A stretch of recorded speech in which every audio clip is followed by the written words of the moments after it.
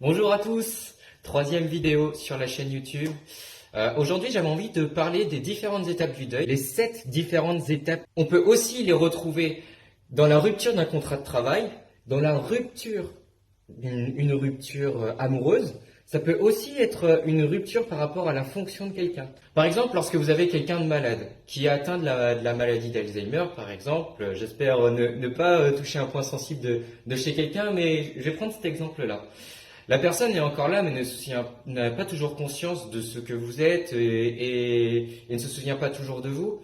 Et donc des fois, la personne n'est pas encore morte, mais on commence à assimiler le fait que la personne ne nous reconnaît plus. Et on passe effectivement par ces étapes-là. Tout d'abord, la première étape, c'est le choc. La majorité du temps, chez l'individu qui reçoit ce message-là, on va avoir un état de sidération. La personne ne saura pas quoi faire de cette information-là. Et il la reçoit et il est juste en état de sidération, de choc. Et donc, il ne se passe rien chez l'individu. La personne est stoïque, il ne se passe rien. Et la deuxième étape, qui s'inscrit directement juste après le choc, c'est le déni. Le déni, c'est quoi? C'est le refus de croire à l'information.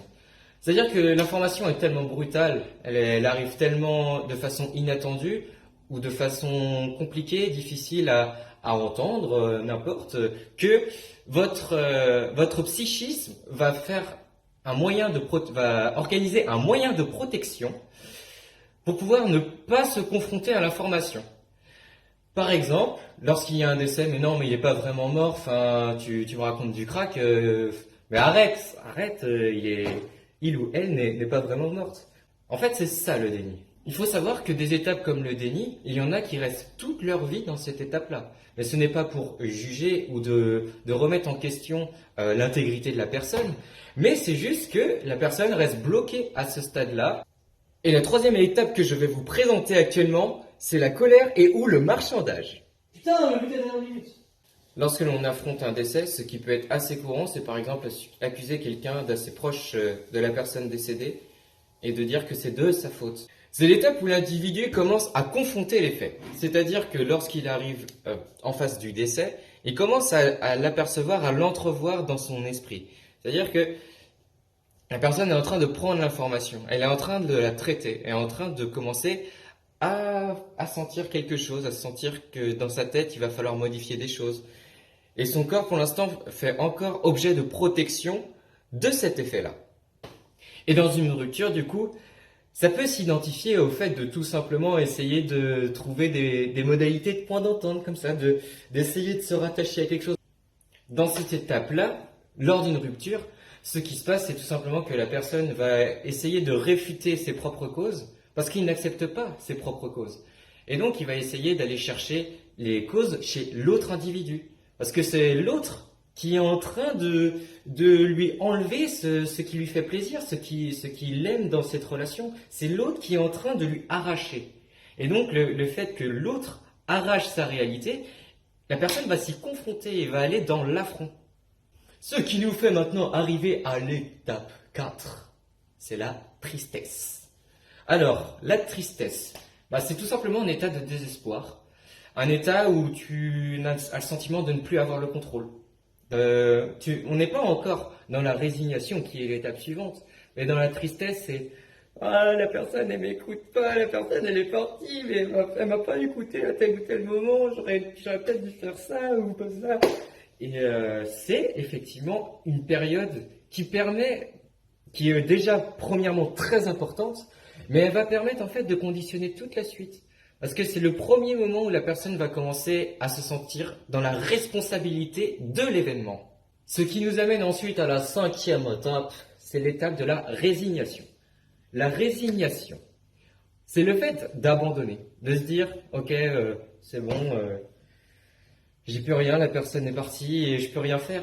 Et c'est comme ça, c'est un sentiment où tu te sens là, en difficulté et que tu n'arrives pas à passer au-dessus, il y a plus de motivation, la confiance en soi est très restreinte, en grande souffrance.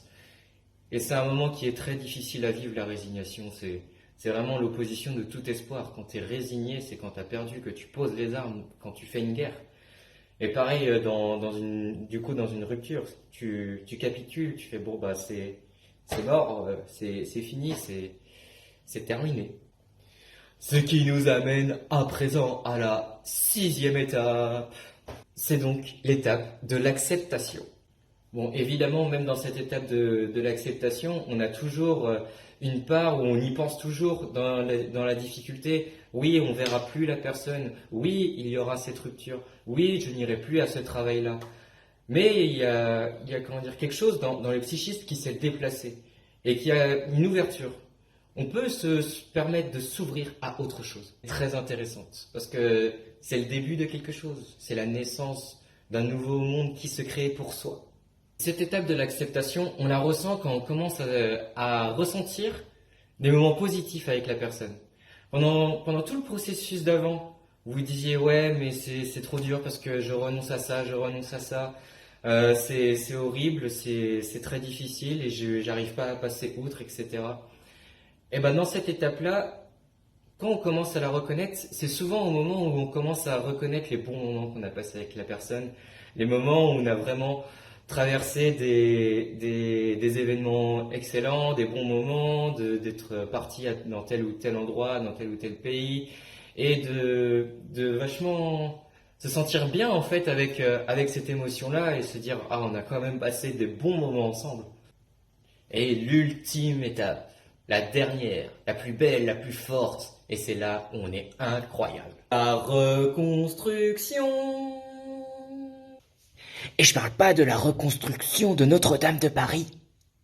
Dans la reconstruction, l'acceptation ne suffit pas uniquement. C'est-à-dire que quand tu te reconstruis, ça veut dire que l'événement est acquis. Et que l'événement maintenant est acquis, est compris, et de ça, on est en train d'ouvrir à quelque chose d'autre. On est en train de voir de nouvelles perceptions, une nouvelle beauté à la vie. C'est un peu l'idée de l'aube du soleil. Comme si on était dans les ténèbres pendant toute une nuit, et une nuit très longue, très intense, une nuit d'hiver. Et c'est une étape qui est exceptionnelle pour la confiance en soi, pour se sentir bien dans la vie en général. Parce que c'est vraiment un moment où on a vraiment un rebond de l'estime de soi, et on commence à se sentir bien avec soi-même. C'est un moment qui est assez intime avec soi-même, de se dire waouh, en fait la personne est partie mais la vérité c'est qu'on a passé de très bons moments comme ça, et peut-être que différemment ça aurait été si la personne n'était pas partie à ce moment-là, peut-être que ça aurait été différent, mais en même temps je suis quand même content de tout ce que j'ai traversé et c'est top. Et c'est comme si que l'aube se manifestait, que le soleil grimpe et que la lumière se réintroduit en soi, et que c'est assez magique parce que il y a des événements autour de soi qui paraissaient avant pas incroyables, mais maintenant quand tu vois ces petites choses et tout, tu te dis waouh, en fait il y avait vraiment des choses dans cette relation que je voyais pas comme ça, d'avoir du plaisir à jouer à tel ou tel jeu, ou de marcher vers tel ou tel projet. Tu te dis waouh, en vrai il y a vraiment quelque chose, il y a quelque chose qui se saisit depuis ce décès ou cette rupture, d'avoir des relations avec des amis, de plus en plus à concevoir. C'est là où on a eu le plus de difficultés, c'est là où on a le plus souffert, que c'est là en réalité qu'on obtient le meilleur niveau. Et c'est souvent là qu'on va avoir notre plus belle vocation. Et se reconstruire, c'est pas du tout une étape anodine. Se reconstruire, ça peut prendre une dizaine d'années, ça peut prendre 20 ans, en fonction de quelle importance ça a eu pour soi. Ça peut prendre des proportions énormes. Mais plus l'intensité du décès est forte, plus il y aura une réponse forte en face de ce décès ou en face de cette rupture. La vulnérabilité s'estompe et elle laisse place à une nouvelle énergie. S'il fallait résumer à peu près le propos pour la reconstruction. Et enfin, ce que je veux appuyer, c'est que le deuil, il n'est pas linéaire. Le deuil, on peut passer de l'étape 3 à l'étape 2. On peut passer de l'acceptation et revenir dans la colère. De la colère, revenir même quelquefois, revenir au déni. Passer du déni, et des fois, on se retrouve assez rapidement dans l'acceptation parce que tu viens d'avoir un déclic. Et le lendemain, tu te retrouves dans la tristesse. Donc c'est tout à fait normal. Il ne faut pas se sentir dans un jeu, mais je suis perdu, etc. Je sais pas exactement où je suis, parce que ce sont des étapes normales. On peut passer de l'un, on peut reculer, on peut passer du tout début et arriver jusqu'à la fin et revenir au milieu. C'est des étapes tout à fait normales. En tout cas, voilà, je suis content d'avoir fait cette vidéo, ça me tenait à cœur. Et je vous souhaite une bien bonne journée à tous. Au revoir.